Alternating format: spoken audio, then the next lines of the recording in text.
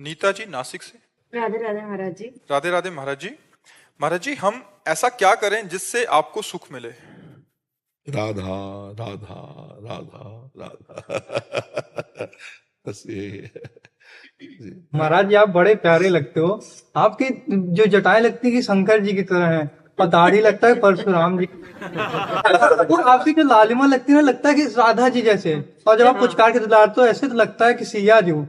और महाराज जी जब क्या कहते हैं, आप कहते हो ना ए गलत आचरण नहीं, तो महाराज जी ऐसा लगता है कि यह साक्षात दुर्वासा ऋषि जी।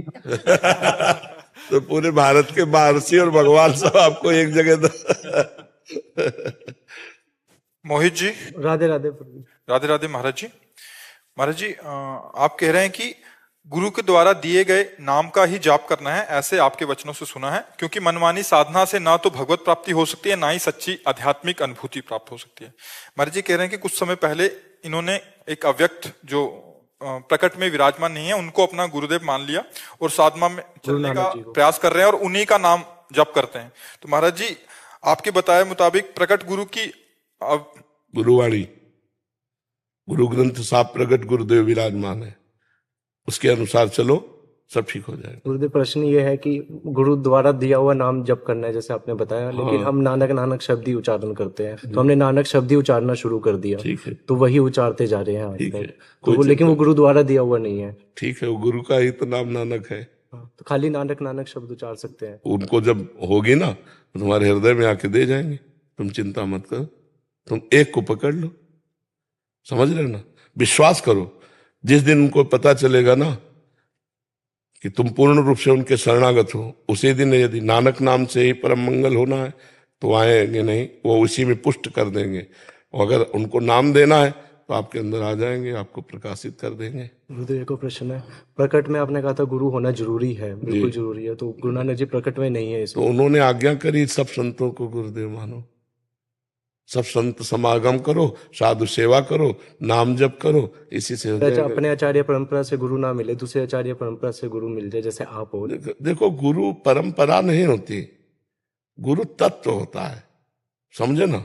आपको एक ऐसे ग्रहण करने वाले बनना है कि जैसे ये बात आपको लगे कि ओहो ये तो गुरुवाणी ही है, वो बात पकड़ ली। तीसरा संत बोला वो बात पकड़ ली, पांचवा संत बोला हमने वो बात पकड़ ली, और सब बातों को जोड़ लिया कि ये गुरु की वाणी है। प्रगट में ही तो बोल रहे ना, तो ऐसे भाव से चला जाता है। 24 गुरु की वाणी पकड़ी दत्तात्रेय जी ने। दत्तात्रेय जी का नाम सुना है, बड़े अवधूत शिरोमणि महापुरुष हुए, 24 गुरुओं से उन्होंने शिक्षा ली। 24 गुरु को ऐसे नहीं साधु महात्मा, वैश्या, बाज, बाण बनाने वाला, अलग अलग सबसे शिक्षा ली, सबसे शिक्षा ली। सुनना चाहिए, पढ़ना चाहिए शास्त्रों में, तो बड़ा ज्ञान मिलता है। तो जहां से हमको अध्यात्म की बात मिले, हमारे गुरु ही बोल रहे हैं। रूप कोई हो, तत्व तो गुरु एक ही है ना, तत्व एक ही है, रूप बदल सकते हैं, गुरुओं के रूप बदलते रहते हैं, तत्व तो एक ही रहता है। गुरु बनाना जरूरी नहीं है। आपको इस समय अलग अलग मरीज के लिए दवा है, एक ही बुखार में 14 प्रकार के टेबलेट इंजेक्शन कह दे सबको एक ही दे, तो ऐसा नहीं। इस समय जो आपकी निष्ठा है आपको जरूरत नहीं। लेकिन मेरी निष्ठा गुरुदेव मेरे को अपनी शरण में ले लो, शरण में ही हो। अभी आपके बिना रह नहीं पा रहा। हाँ बिल्कुल बिल्कुल, बिल्कुल। आपने जो प्रेम दिया थोड़ा सा, उसके बिना नहीं रह पा रहा। जी जी, आप बिल्कुल जैसे आप अपनी शरण में ले लो, अपने अनुशासन में ले लो। हो गया, अंदर से हो गया, बाहर से क्या जरूरत है। ठीक, मैं उत्तराखंड से हूँ महाराज जी। मैं जैसे एकलव्य की तरह आपको पिछले 2 वर्ष से ध्या रहा हूँ महाराज जी, राधा नाम। पहले मैंने 18 वर्ष हनुमान जी की स्तुति की, लेकिन 2 वर्ष से आपको ध्या रहा हूँ राधा नाम को। तो महाराज जी पिछले साल मेरे को हार्ट अटैक पड़ा, तो मैंने जिस टाइम चेयर में था महाराज जी, उस टाइम आपको ध्याया। मैंने कहा महाराज मेरे स्टेंट ना पड़े, मतलब मेरे छाती में छल्ले ना फटे।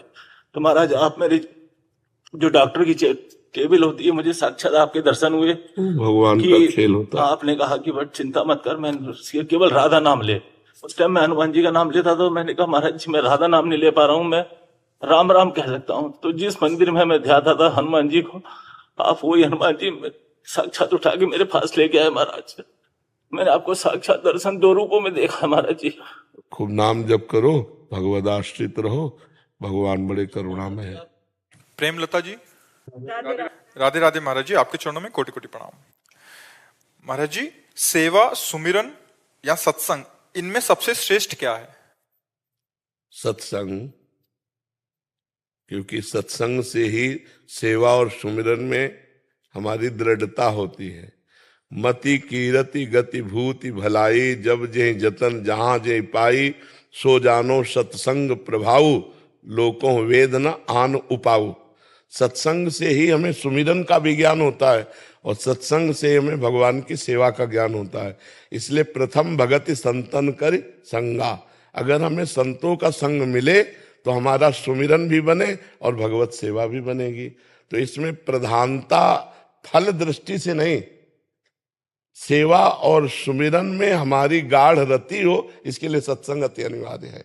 प्रारंभ भी सेवा और सुमिरन सत्संग से ही होता है और उसमें रति भी। भजन ना हो संग बिनु, और भजन बिना नहीं प्रेम। अगर भगवत प्रेमी महात्माओं का संग ना हो तो भजन नहीं बन पाएगा।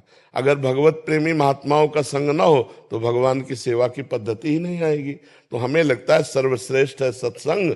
सत्संग से ही सेवा और सुमिरन की प्राप्ति होती है, सेवा और सुमिरन से ही सत्संग की सार्थकता है। अगर सत्संग सुना और सेवा सुमिरन नहीं हो रहा तो आपका सत्संग व्यर्थ गया। सत्संग का फल है सेवा और सुमिरन। सेवा और सुमिरन से ही हमारी भगवदाकार वृत्ति बनती है, भगवदाकार वृत्ति से ही भगवत प्राप्ति होती है। जी।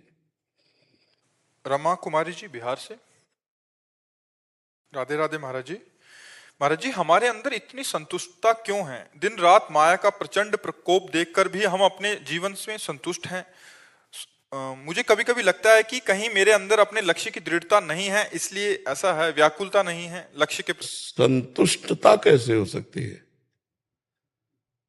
अभी आप अपने को पहचान नहीं पा रही। संतुष्टता कैसे? क्या संतुष्टता है?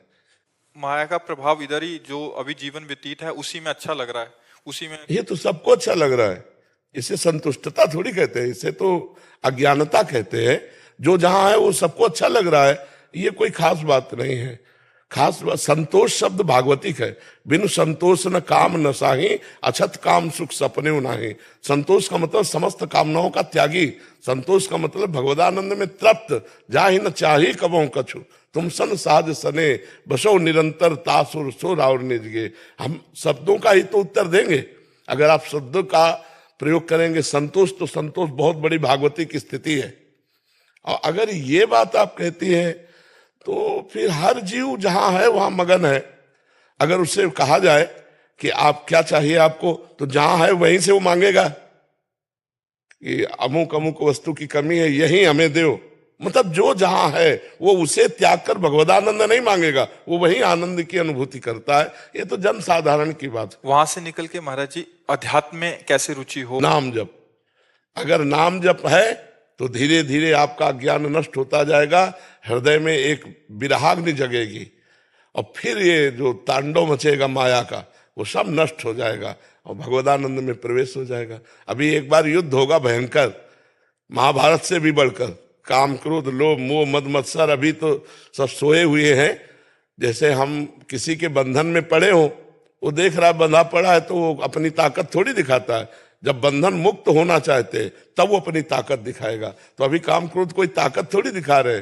जहां मारा थप्पड़ वहीं गिरे पड़े हो तो अपनी ताकत क्या दिखावे? ताकत वो जब मारे और गिरो ना और फिर नाम जब कर, तब वो अपनी ताकत, तब लगता है हो भगवान ही बचा सकते हैं। नहीं तो इतनी बुरी दशा हृदय की कर देते हैं काम क्रोध लोभ मोह मद मत्सर कि ऐसा लगता है इतना गंदा तो हम पहले नहीं थे। तब उस पर विजय प्राप्त की जाती है। अभी तो बहुत प्रारंभिक स्थिति भी नहीं आई है। तो ये कोई संतोष मतलब ये कोई भागवतिक नहीं है, ये कोई भागवतिक नहीं। नाम जप करो, शास्त्रों का स्वाध्याय करो, सत्संग सुनो और अपने बड़े जनों की सेवा में रहो, उनकी आज्ञा में रहो। धीरे धीरे भागवतिक की स्थिति बढ़ने लगेगी।